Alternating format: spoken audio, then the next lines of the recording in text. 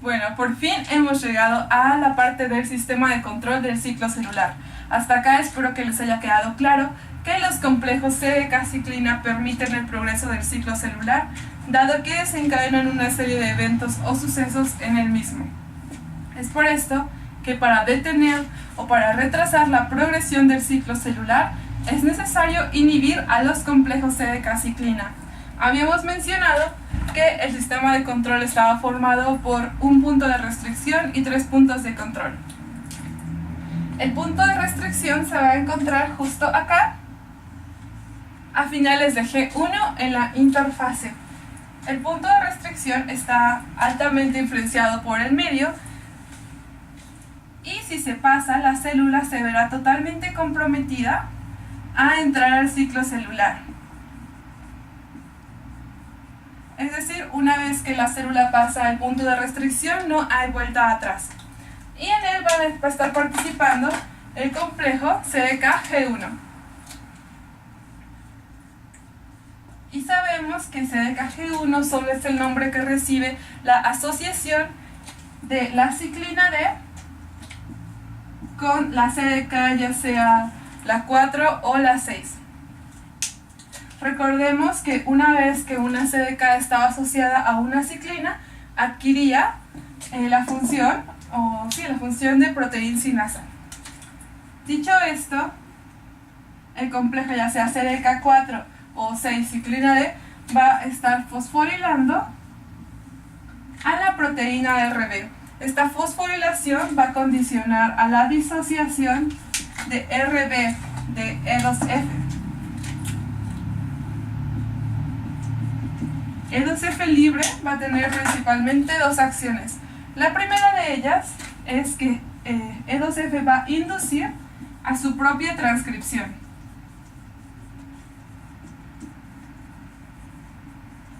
Y la segunda de ellas, bueno, es que va a inducir la síntesis de ciclina E y de ciclina A.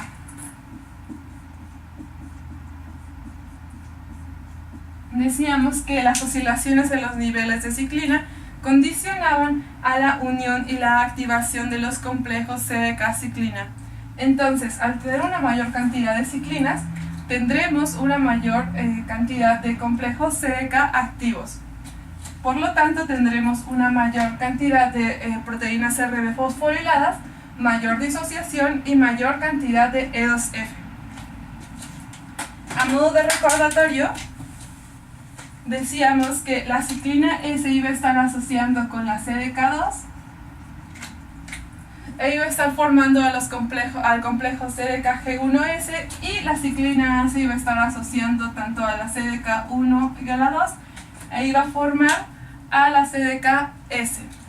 Recordemos que la CDKS tenía una función particularmente importante en el inicio de la síntesis de DNA, y junto con CDKG1S iba a estar evitando la doble replicación del DNA.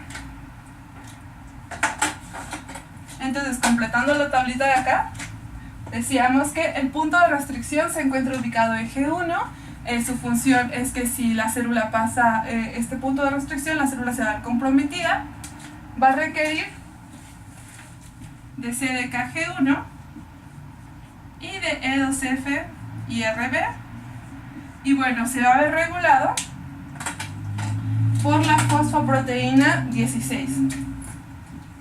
En condiciones en donde el medio no es favorable, la célula empezará a sintetizar P16, que era de las familias INK4 de la CK y de los inhibidores de cinasa dependientes de ciclina. P16 se va a estar uniendo finalmente al complejo CDKG1 y lo estará inactivando, evitando pues todo este proceso que les acabo de explicar. Entonces, el punto de restricción se encuentra regulado por P16. Okay. Ahora, si hablamos del primer punto de control, bueno, su ubicación es justo después del punto de restricción, aún en G1 en interfase. como podemos ver acá, este primer punto de control se va a encargar de revisar el paso de G1 a S. Y principalmente ejerce tres funciones. La primera de ellas es revisar que el material genético o el DNA se encuentre intacto. Es decir, que no exista ninguna lesión. El segundo es decirnos si el medio sigue siendo favorable.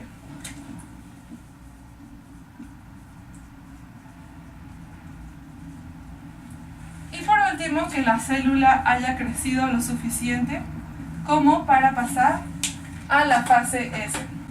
Este punto va a estar regulado por la fosfoproteína P21 y P53, que pertenecían a la familia de las CIP de las CKI. Ahora, en condiciones normales, la fosfoproteína P53 se encuentra unida a MDM2, que lo marca para su degradación, es decir, lo marca para su eliminación. Sin embargo, cuando hay una lesión en el material genético, MDM2 se separa o se disocia de P53. Esto pues condiciona el aumento del P53 libre, porque no está esta proteína que la va a estar marcando para su degradación. Una alza en los niveles de P53 va a estar llevando finalmente a la síntesis de la fosfoproteína P21. P21 de igual forma estará inhibiendo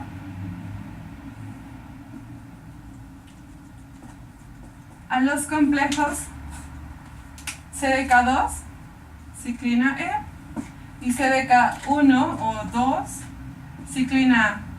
Esto es los CDK G1S y S que fueron sintetizados o bueno, fueron estimulados por E2F.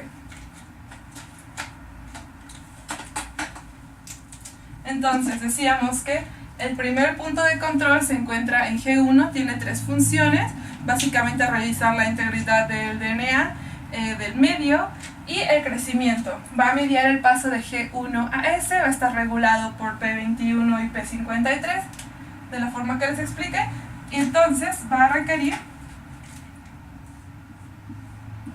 de los complejos CDK-S y CDK-G1S.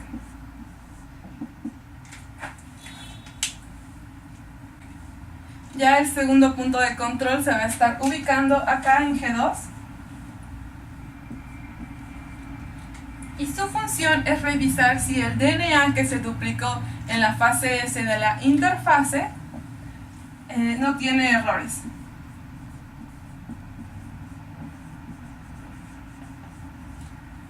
Igual como les puse acá en este dibujo, podemos ver que el segundo punto de control va a estar mediando o revisando el paso de G2 a la fase M.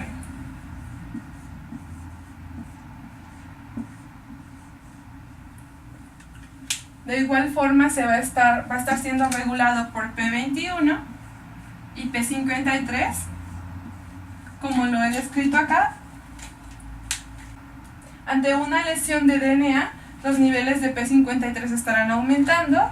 Esto llevará a la síntesis de P21, que finalmente estará inhibiendo, es lo único diferente, a CDK-M.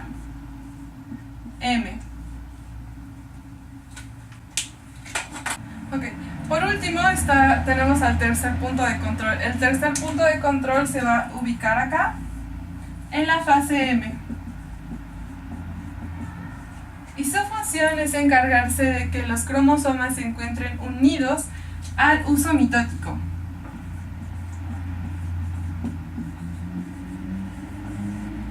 Más específicamente, el tercer punto de control revisa los pasos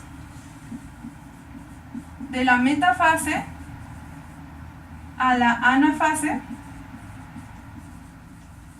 Y bueno, es suficiente saber que en este punto, este tercer punto de control va a requerir de un complejo que ya habíamos mencionado previamente, sumeramente, de APCSDC20.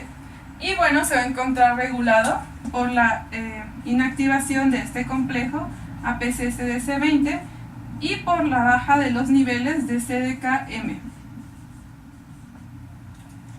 Tocaremos el tercer punto de control con más detalle cuando veamos propiamente mitosis.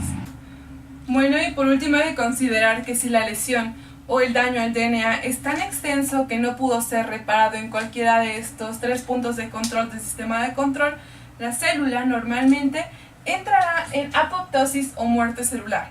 Lo verdaderamente importante de recordar de la apoptosis es lo siguiente.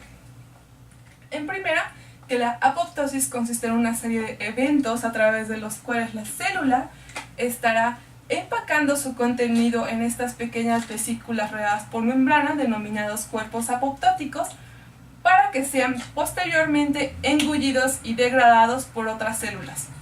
Y bueno, en segunda, que la apoptosis es un tipo de muerte celular en el cual las células que se encuentran aledañas no estarán siendo afectadas y por lo tanto no existirá un proceso inflamatorio. Ahora, la maquinaria intracelular responsable de iniciar la apoptosis son las caspasas. Y una caspasa es una proteasa con una cisteína en su sitio activo que escinde sobre residuos de ácido aspartico, que las caspasas no se van a encontrar en su forma activa libremente en la célula, sino son sintetizadas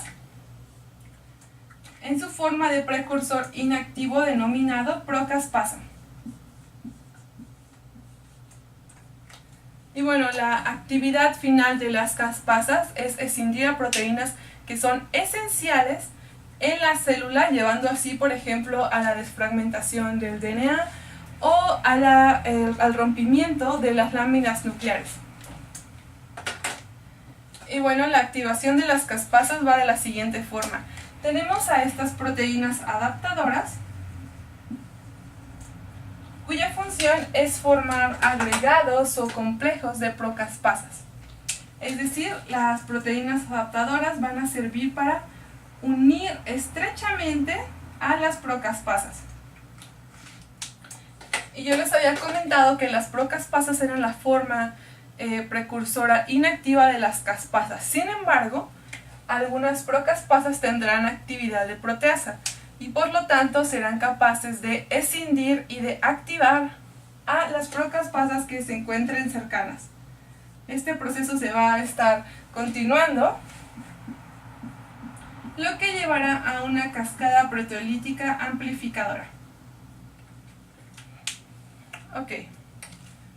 Ahora, existen dos vías para iniciar la activación de las caspasas, y la primera de ellas es la vía extrínseca. Como su nombre lo dice, la activación de las procaspasas se induce desde el exterior de la célula mediante receptores de señales de muerte superficiales. En este caso tenemos a una célula que va a estar expresando al receptor Fas. Y a otra célula, o puede ser la misma, que esté expresando el ligando Fas.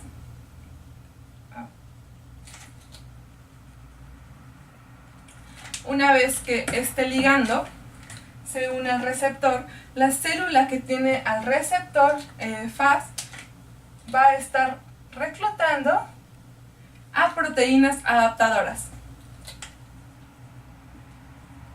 Y como sabemos, a su vez las proteínas adaptadoras estarán formando agregados o complejos de procaspasas. Para esta vía específicamente, procaspasa 8.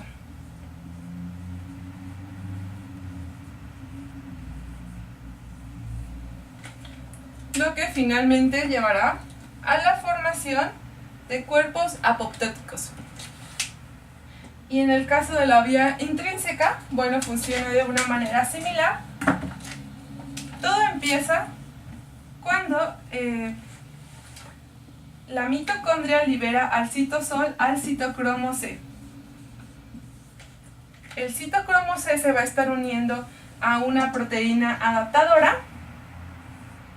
denominada APAF1, que va a estar reclutando y formando estos complejos de procaspasa, en este caso procaspasa 9, que tiene la capacidad de escindirse y activarse a sí mismas. Se dice que la vía intrínseca es dependiente de P53, debido a que una alza en los niveles de P53 va a estar favoreciendo o induciendo a la transcripción de proteínas que estimulan la liberación del citocromo C.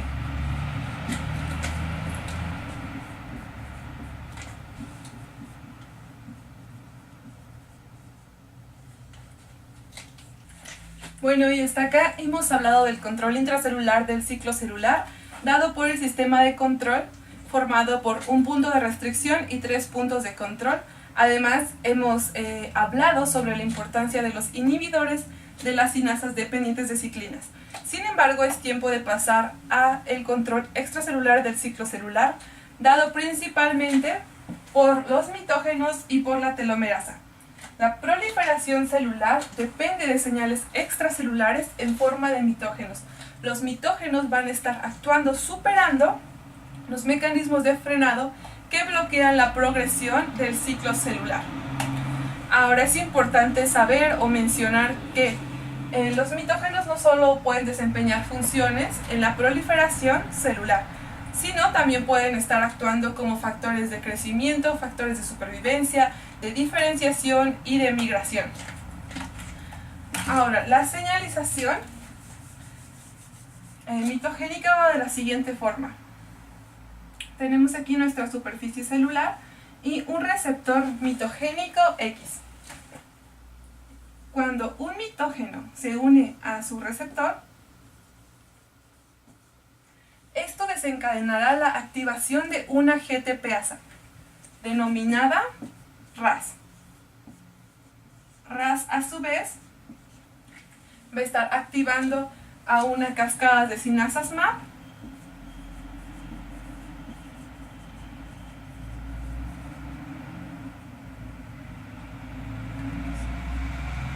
que finalmente llevará